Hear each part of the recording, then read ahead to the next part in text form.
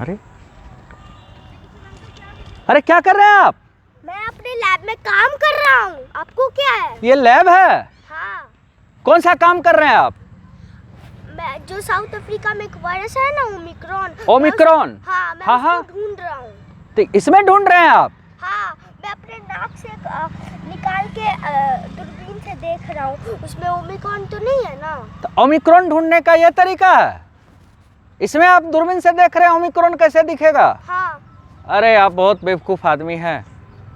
ऐसे नहीं दिखा जाता ओमिक्रॉन को। आपको ओमिक्रॉन की जानकारी चाहिए? हाँ। देखिए, आपका एक दोस्त है, वो बहुत खूबसूरत प्लांट इंफॉर्मेशन, एक पौधा है, और उस पौधा जो है ना हर चीज़ बता दे रहा है ओमिक्रॉन के बारे में। आप देखना चाहेंगे? हाँ।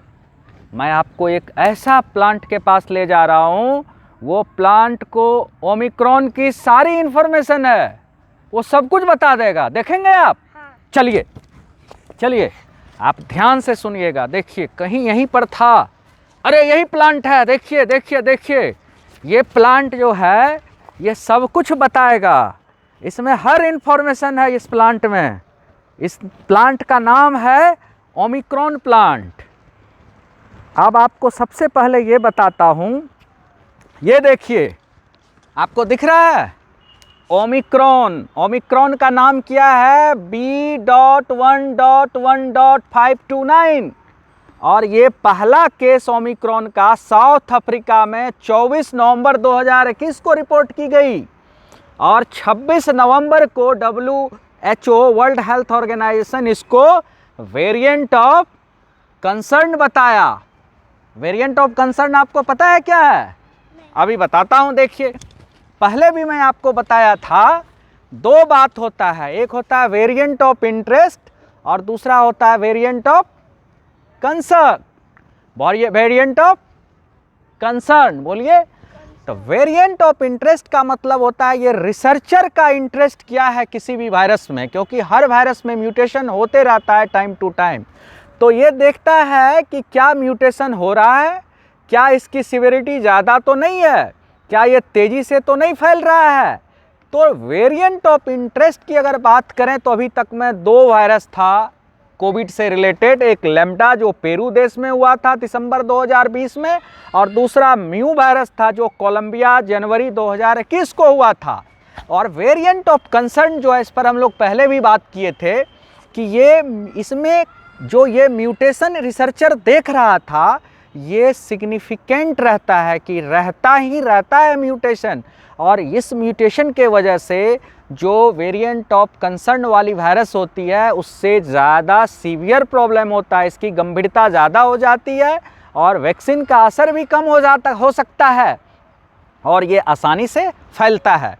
और अगर वेरिएंट ऑफ कंसर्न की बात करें तो अभी तक में कितना वायरस है हमारे पास? 4 वायरस हैं कोविड का जो वेरिएंट ऑफ कंसर्न है। वो पहला था आपका अल्फ़ा, बीटा, गामा और डेल्टा। अल्फ़ा यूके में आया था, बीटा साउथ अफ्रीका आया था, गामा जो है ब्राज़ील में था, और डेल्टा इंडिया में आई थी। और सबसे ज़्यादा जो पूरे दुनिया में तबाही मचाया वो इंडिया वाला ये डेल्टा वायरस था। और ये अब 5वां ओमिक्रॉन है जो कि साउथ अफ्रीका में डिटेक्ट हुआ है। ये भी वेरिएंट ऑफ कंसर्न में शामिल कर लिया गया है वर्ल्ड हेल्थ ऑर्गेनाइजेशन की तरफ से 26 नवंबर 2021 को। इसीलिए ये गंभीरता की बात है, इसीलिए पूरा दुनिया जो है डरा हुआ है, क्योंकि वेरिएंट ऑफ कंसर्न का मतलब होता है वो वैक्सीन पे लात मार सकता है, जो कि हम पहले भी बात किए हुए थे। देखिए वेरिएंट ऑफ कंसर्न कैसे वैक्सीन पे लात मारता है, पहले हम लोग बात किए थे। देखिए वेरिएंट ऑफ कंसर्न जो कि वैक्सीन पे लात मार सकता है, वैक्सीन को चकमा देता है, लंग्स में चिपक जाता है, एंटीबॉडी भी काम नहीं करता, और टी से ट्रांसमिशन इसकी तेज़ हो सकती है।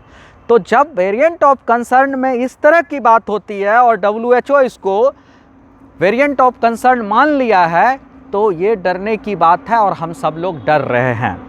अब अगला बात है कि ये क्यों वेरिएंट ऑफ कंसर्न हुआ ये ओमिक्रॉन, क्योंकि इसमें 32 म्यूटेशन हुआ। यानी कि जो ये स्पाइक प्रोटीन है, डेल्टा जो हमारा था, जो इंडिया में 80% से ज़्यादा फैला सेकेंड वेव्स में, उसमें मात्र 9 म्यूटेशन था। लेकिन इस ओमिक्रॉन में टोटल म्यूटेशन 32 है। और इस म्यूटेशन के वजह से साइंटिफिकली ये बात आई है रिसर्चों के द्वारा कि RT-PCR करने पे ये जो थर्ड टारगेटेड जीन था S जीन, इसको डिटेक्ट नहीं कर पाता है। ये एक गंभीर समस्या है डायग्नोस्टिक मेथड के कंसर्न में। तो अब इस ओमिक्रॉन B11529 के बारे में सब पूरा दुनिया ये जानना चाहती है कि क्या वैक्सीन काम करेगा इस पर। तो इसका जवाब क्या यस होगा या ना। तो आज के दिन में जितने भी प्रश्न आपके दिमाग में आ रहा है ओमिक्रॉन से रिलेटेड, क्योंकि डेटा बहुत कम है, WHO या सारे साइंटिस्ट एंड रिसर्चर ये कह रही है कि जब तक सिग्निफिकेंट और ज़्यादा डेटा नहीं आएगा ये कहना मुश्किल है कि वैक्सीन काम करेगा या ना करेगा। लेकिन मेरा पर्सनल अनुभव ये है कि वैक्सीन के बारे में अभी मैं आपको अगले स्लाइड अगले इन्फॉर्मेशन के माध्यम से बताना चाहूँगा कि वैक्सीन जो है ये कोई भी किसी भी बीमारी के किसी भी वायरस के अगेंस्ट जो वैक्सीन बनता है तो एक सिग्निफिकेंट टाइम के बाद उसमें एंटीबॉडी बनना शुरू होता है और ये बढ़ते जाता है और बढ़ करके एक समय ऐसा होता है कि सबसे ज़्यादा एंटीबॉडी शरीर में रहता है। लेकिन ओवर पीरियड ऑफ टाइम इसकी जो क्वांटिटी है फिर से घटते जाती है और जब बहुत घट जाती है तो बूस्टर डोज की आवश्यकता पड़ती है और जब बूस्टर डोज दिया जाता है तो फिर से एंटीबॉडी का पिक बढ़ जाता है।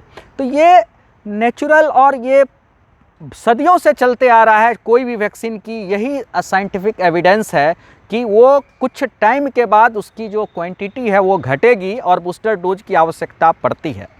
जैसा कि कोई भी वायरस हो, जैसा इन्फ्लुएंजा वायरस हो या कोई वायरस हो, वो समय के साथ उसमें इवोल्यूशन होता है। जैसे देखिए पहले ये बहुत सिंपल था, बढ़ते 2 स्पाइक आया, 3 आया, 4 आया, 5 आया, 6 आया। इस तरह से इन्फ्लुएंजा वायरस जो सिंपल जो सीजनल फ्लू करवाता है उसका इवोल्यूशन इस प्रकार से हुआ।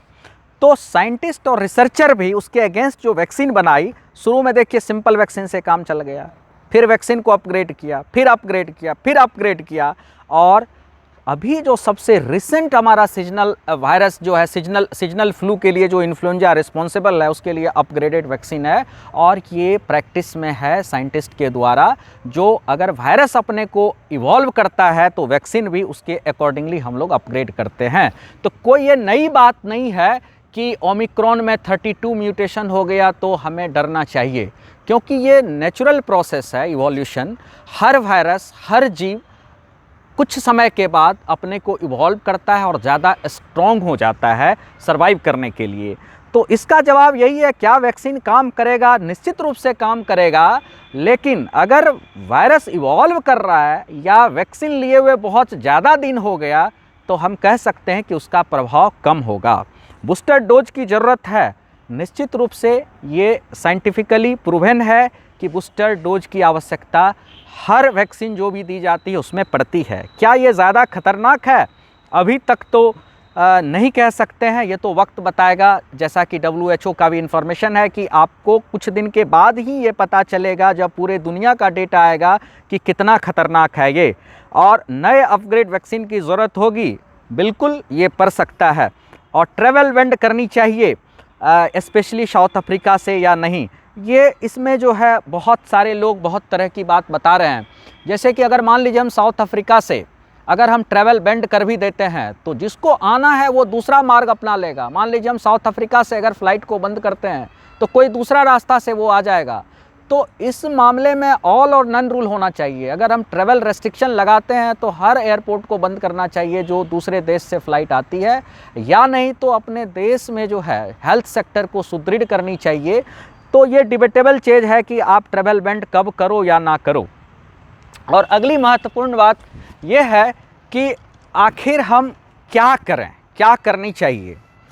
तो क्या करने के लिए हमारा ये इन्फॉर्मेशन है कि आप दुनिया में ओमिक्रॉन आ जाए, अल्फ़ा आया, बीटा आया, डेल्टा आया, गामा आया, ओमिक्रॉन के ऊपर भी अगर अपग्रेडेड वायरस आ जाता है तब भी हमारा जो रिकमेंडेशन है मेडिकल साइंस के तरफ से, मेडिकल पॉइंट ऑफ व्यू के तरफ से वो सेम है। और यही हम सबको जान बचाएगा, वो है कोविड अप्रोप्रिएट बिहेवियर का पालन करना और जीनोम सीक्वेंसिंग को बढ़ाना पड़ेगा, क्योंकि जो अभी डायग्नोस्टिक लेवल पे बताया कि RT-PCR में जो S जीन है उसको डिटेक्ट करने में ये असफल हो रहे हैं हम लोग, तो जीनोम सीक्वेंसिंग से इसका पता चलेगा। और सोशल मेजर्स जितने भी हम लोगों ने अभी 2 साल में सीखा उसको सुदृढ़ करने की आवश्यकता है, सर्वेलेंस करनी चाहिए, डायग्नोस्टिक मेथड को अपग्रेड करके पता करना पड़ेगा कि किस मेथड से हम इस तरह के नए अपग्रेडेड ओमिक्रॉन जैसे वायरस को पता कर पाएंगे। And keep eye on all cases, need more data to give clear crystal answer about the diagnostic method, treatment plan और इसके लक्षण और वैक्सीन काम करेगी या नहीं। तो ये सारे बात के लिए हमें कुछ दिन इंतज़ार करना पड़ेगा, लेकिन हाँ ये निश्चित है कि अगर हम सारे सोशल मेजर सारे कोविड अप्रोप्रिएट बिहेवियर का अगर पालन करेंगे तो हम ओमिक्रॉन किया किसी भी तरह के कोविड का जो अपग्रेडेड वायरस, जो इवॉल्व वायरस आता है, उससे हम बच पाएंगे। तो अब बताइए, क्या आप इतना सारा इन्फॉर्मेशन से आपको जानकारी मिली? हाँ मिली। अब आप उस तरह के लैब में नहीं जाइएगा ना? नहीं। आपका तरीका सही था? नहीं था सही। अब आप सीख गए ओमिक्रॉन क्या है और कैसे बचना है। हाँ। ठीक है, very good, thank you sir. Thank you.